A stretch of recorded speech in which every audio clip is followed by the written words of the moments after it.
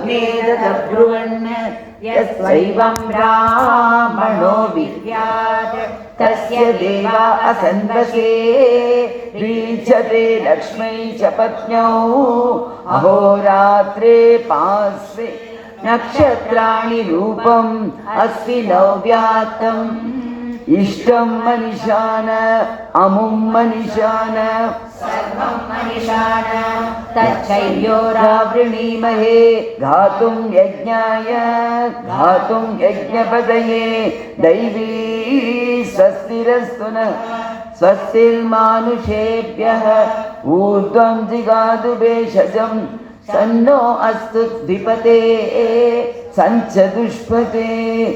ओम सत्य गुणात्मने नमः। ओम श्री साई साधुवर्धनाय नमः।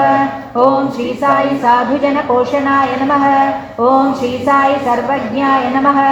ओम श्री साई सर्वजन प्रियाय नमः। ओम श्री साई सर्वशक्ति मूर्तये नमः। ओम श्री साई सर्वेशाय नमः। ओम श्री साई सर्वसंग परित्यागिने नमः। ओम श्री साई सर्वान्तर्यामिने नमः। ओम श्री साई महिमात्मने नमः। ओम श्री साई महेश्वर स्वरूपाय नमः। ओम श्री साई पर्तिग्रामोद्भवाय नमः। ओम श्री साई पर्तिक्षेत्र निवासिने नमः।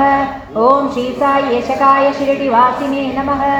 ओम श्री साई கிருஷ்ணனை நம்ம பலவிதமான ரூபங்களில் ஆராதனை பண்ணுறோம்.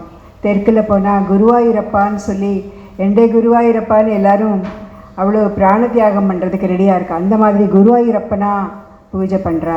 இன்னும் கொஞ்சம் தூரம் மேலே வந்தோம்னா வீர வெங்கட சத்யநாராயண சுவாமின்னு அன்னவரம்ங்கிற இடத்துல ஆந்திராவில் ரொம்ப விசேஷமாக அங்கே பௌர்ணமிக்குன்னு இல்லை தினம்